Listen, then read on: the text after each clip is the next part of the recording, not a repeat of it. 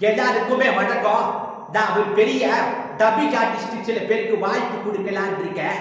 அந்த வாய்ப்பு கொடுக்கறதுக்கு இங்க சில பேர் வந்திருக்காங்க.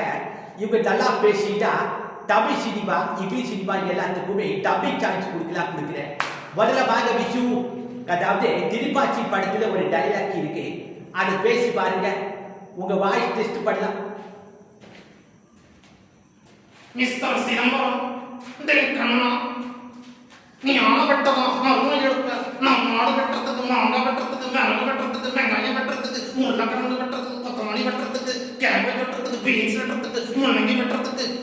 அதாவது இவ்வளவு வெட்டுறதுக்கு சொன்னா நீங்க பேசுறத முழுசா கேட்க முடியாது. அது நானே வெட்டி வெட்டி போடுற மாதிரி இருக்கும். நீங்க எலிவேட்டர் இல்ல, வெயிட்டிங் லிஸ்ட்ல இருக்கு. மிஸ்டர் வாங்க, மிஸ்டர் ஜனகராஜ். வணக்கம் சார், ரொம்ப சந்தோஷமா இருக்க. அருமையான வாய்ப்பு. கதெல்லாம் விடுங்க. பாஷா படத்திலிருந்து ஒரு வச்சனம் இல்ல கீழே, அந்த படம் வேணாம். படையப்பா படத்திலிருந்து ஒரு வச்சனம்.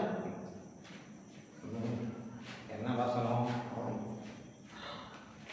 இத பாரு, பொண்ணுங்களுக்கு பொறுமை வேணாம், திமிர் இருக்கக்கூடாது, பகபக்தியா இருக்கணும், இப்படி பதவித்தனம் பண்ணக்கூடாது.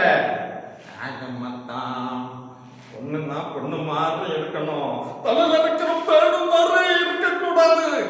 இந்த வச்சனத்தை விட்டா என்ன பேடெல்லாம் அடிச்சு பிச்சிடுவா. ஒண்ணு பண்ணுங்க, நீங்க நாங்க சொல்ற வச்சனத்தை மட்டும் பேசுங்க. நீங்க ஒண்ணு கிரியேட்டிவிட்டிலாம் பண்ண வேண்டாம். இந்த கிரியேட்டிவிட்டி சொல்லி எனக்கு ஒரு ஜிந்தகி தான்.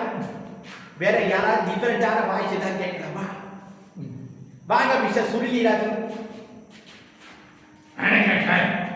எனக்கு ஒரு நல்ல வசனம் நானே பேசுதா. கதாதி இந்த இன்வால்மெண்ட்டை நான் ரொம்ப பாராட்டேன். நீங்க எந்த வசனம் பேச போறீங்க? அரவிந்த் சாமி மாதிரி பேச போறேன்.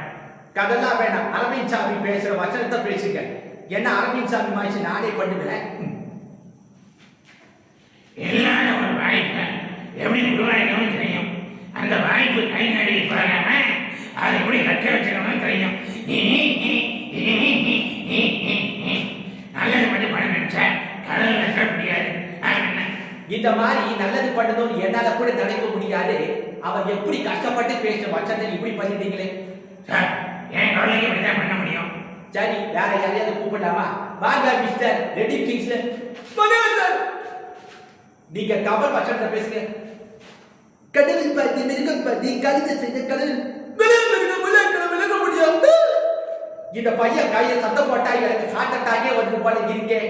இதோட உங்க அத்தனை பேரையும் நான் செலக்ட் பண்றேன். வேற ஒரு நல்ல காய்ச்சலோட நான் சந்திக்கிறேன்.